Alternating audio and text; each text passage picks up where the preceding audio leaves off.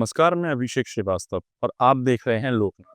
आइए डालते हैं आज की खास खबर पर नजर। ग्वालियर चंबल अंचल में ट्रैक्टर ट्रॉलियों द्वारा धड़ल्ले से हो रहे अवैध खनन और परिवहन पर रोक लगाने की मांग को लेकर हाईकोर्ट की ग्वालियर बेंच में दायर याचिका पर अहम सुनवाई हुई। हाईकोर्ट ने मामले की गंभीरता को देखते हुए इसे नेशनल ग्रीन ट्रिब्यूनल यानी एनजीटी को फॉरवर्ड कर दिया है।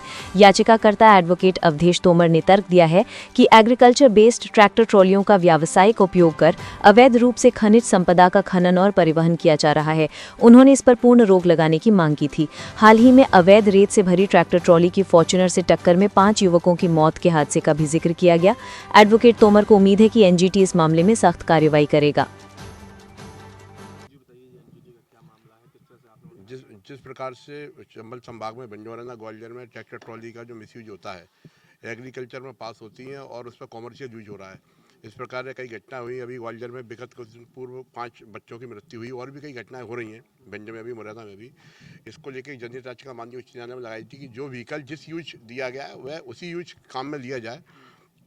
माननीय उच्च न्यायालय द्वारा मामले को सुना गया। उन्होंने कहा कि नहीं, जिला प्रशासन कोई कार्रवाई नहीं कर रहा। जब कोई घटना होती है तब कोई कार्रवाई करता है। उन्होंने इस मामले को, संपूर्ण मामले को एनजीटी को फॉरवर्ड कर दिया। एनजीटी इस मामले में सुनवाई करेगा। चूँकि इलीगल माइंस है वो ट्रैक्टर ट्रॉली में भर के जो जा रहे हैं, तो चूँकि माइनिंग डिपार्टमेंट भी कोई कार्रवाई नहीं कर रहा, इसलिए एनजीटी इस मामले में कार्रवाई करेगा। क्या तर्क रखा? माइनिंग किस वाहनों के जरिए होनी चाहिए, क्या बात है? ये बात है, माइनिंग के जो पर्टिकुलर एज पर लॉ में, कानून में जो प्रावधान है वो वाहन होने चाहिए। उनसे बाकायदा रॉयल्टी कटना चाहिए, ओटीपी वगैरह जो भी सिस्टम है वो होना चाहिए। ट्रैक्टर ट्रॉलियों को तो परमिशन नहीं है, ना गिट्टी ना रेती, उसके बाद इलीगल चलना है। जिला प्रशासन मौन है। ये मैंने सब बातें माननीय उच्च न्यायालय के सामने रखती और माननीय उच्च न्यायालय ने एनजीटी को इस मामले को भेजने का आदेश दिया। एनजीटी कार्रवाई करेगी, क्योंकि मैं एनजीटी को मामला पूरा हाईकोर्ट के माध्यम से जाएगा और मेरे माध्यम से भी एनजीटी को ये मामला भेजूंगा और एनजीटी इस पर कार्रवाई करेगी। हाँ, इसमें तीनों जिलों के बंजौराना ग्वालियर के कलेक्टर थे, उसमें माइनिंग ऑफिसर थे और तीनों जिलों के एसपी थे और ट्रांसपोर्ट कमिश्नर थे और तीनों जिलों के आरटीओ थे।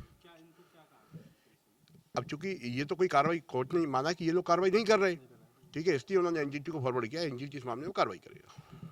ऐसे ही वीडियोस को देखने के लिए आप लोकनाथ के यूट्यूब चैनल को सब्सक्राइब करें। साथ ही लोकनाथ के अन्य सोशल मीडिया हैंडल्स जैसे कि फेसबुक और इंस्टाग्राम को भी आप फॉलो कर सकते हैं।